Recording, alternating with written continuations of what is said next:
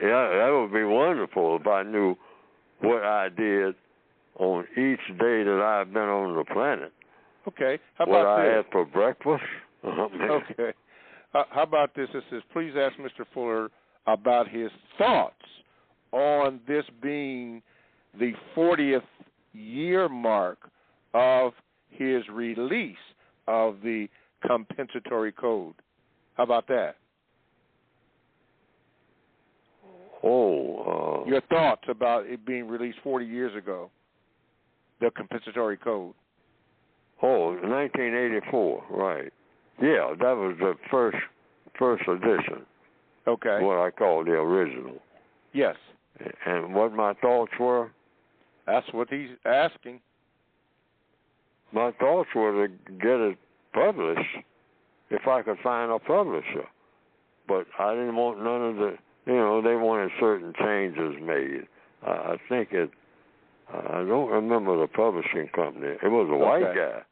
That they sent down from New York. And they told him to look me up. And I won't give the name of the publishing company because, for one thing, I don't remember it right now. It'll come to me. Right. All right. But Ray responded to what he had asked you about you being held at gunpoint on December the 7th, 1984. Was that true? I never heard that. I don't know where that came from. Okay, I'm being just held reading at gunpoint? That's what he just said. He was in held 1984? at gunpoint. I guess so. Said he was held at gunpoint. No. So you never been held at gunpoint? Oh, I've been robbed. Oh, yeah. Okay. Yeah. I got robbed. Okay. It scared me to death. And I've been in combat. And I was never more frightened than I was right here in Washington, D.C., just a few steps from my apartment, the apartment that I occupy. And about 6 o'clock in the evening, 2 black guys came up from behind me.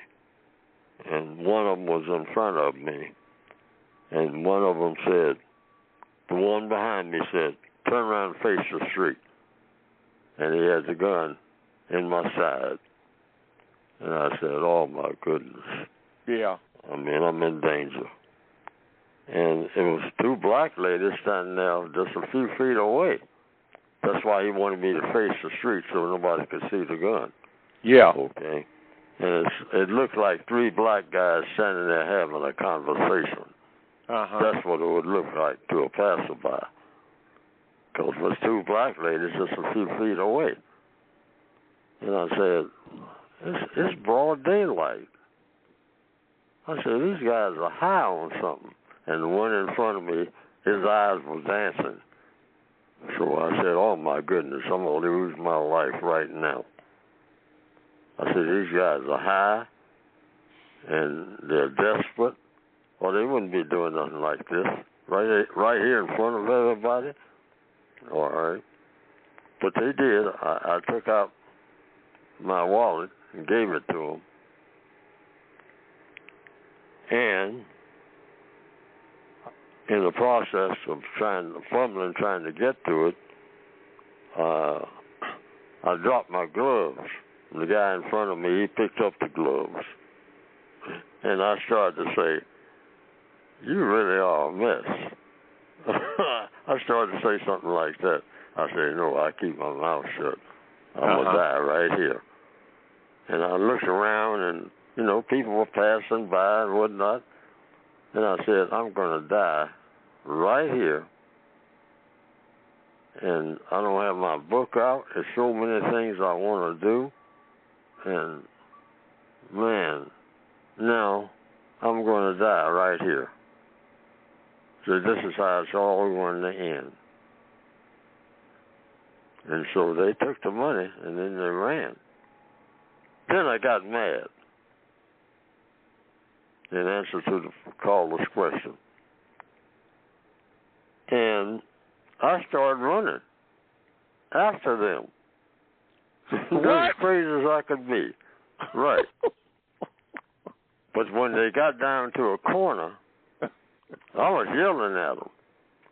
I said, you know, stop. Somebody call the police, because there's a lot of college students who were being dismissed right across the street. That's where I was located.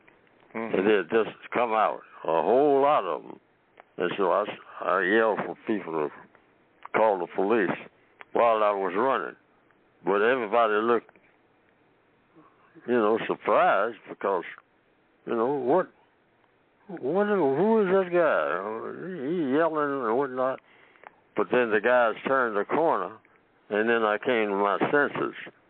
I said, it's a fence down there that they don't know about, and they can't get over that fence. Because I knew the height of the fence.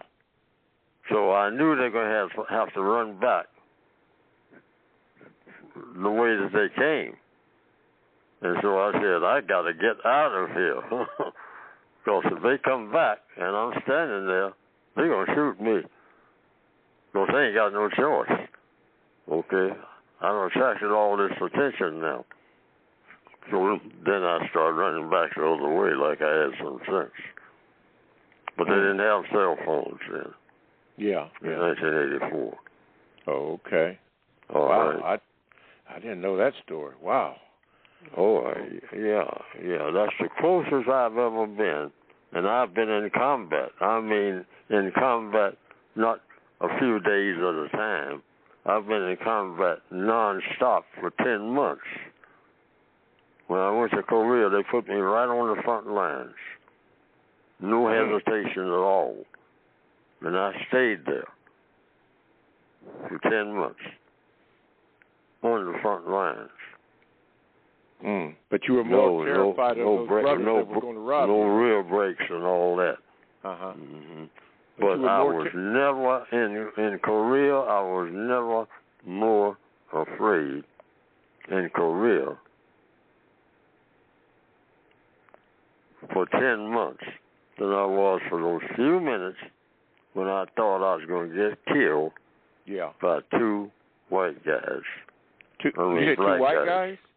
No, black guys. Oh, two black guys, okay. Yeah. Wow. See, we're the people who are most likely to kill each other. Because we can't stand each other, because we can't stand ourselves. Wow. Okay. Truth be told. Truth be told. Well, that was the 1984 story. Ray remembered it, December the 7th, 1984. Wow. That's okay. Yeah. Thank you, Ray. Thank you, Ray. That's the story. That's the story. Okay, so now we know in the life of Neely Fuller. Dollar Bill, I don't know if you could top that, but go ahead and ask your question. Wait a minute, Dollar Bill. There you go. Ask your question, Dollar Bill. Good morning, gentlemen. Yes, that one is a hard one to top, Mr. Bobby. Can you hear me? Yeah, go ahead. Okay, good. All right, so that is really hard. I wanted to touch on a couple of things. Mr. Fuller started with the health issue in the last section, and I met this girl one time, and she said to me, I don't live to eat, I eat to live. And I always remembered that because it's like, when you take it in these things, especially with all these foreign substances in it, you got to be conscientious of what you're putting in your body. So thank you for that, Mr. Fuller. I wanted to ask him about a word that's not found in his compensatory, counter-racist, codified word guide, and it was dealing with the word protest. Protest? We see yes, sir. Did you get that one? The word is protest. It's not in the word guide, and I don't really think he mentions it in the book as well. But we see that now at especially at the DNC convention and these conventions, people are protesting. Now, I'm not talking about them specifically, but I would like to know his opinion on protest and why he has not initiated any protests against the government, since it is run by the system of racism and white supremacy. Okay. Mr. Fuller, protest. By what government?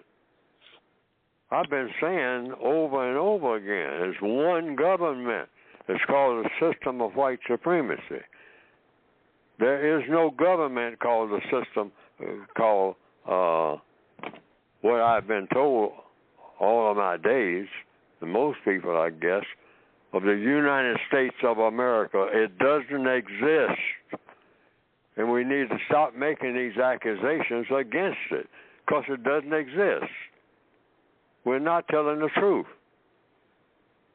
And you say, Fuller, you would go into court and you know, somebody hypothetically might ask that question, and all questions are valid, and say that the government called the United States of America doesn't exist, and we out here demonstrating against it. And I will say that in anybody's court right this minute, like I'm saying it, because I'm in court right now and I'm on trial.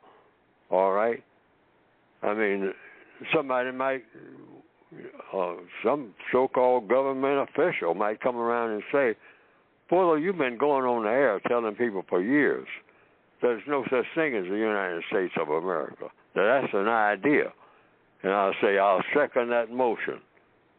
And I'll tell any judge that. And I'll have the judge agreeing. I think, if the judge believes in what? In the truth. Because you can't have the system of white supremacy and the United States of America at the same time. That's impossible. Why? Because the United States of America, meaning you have Americans. And what is an American? An American is a person that practices what?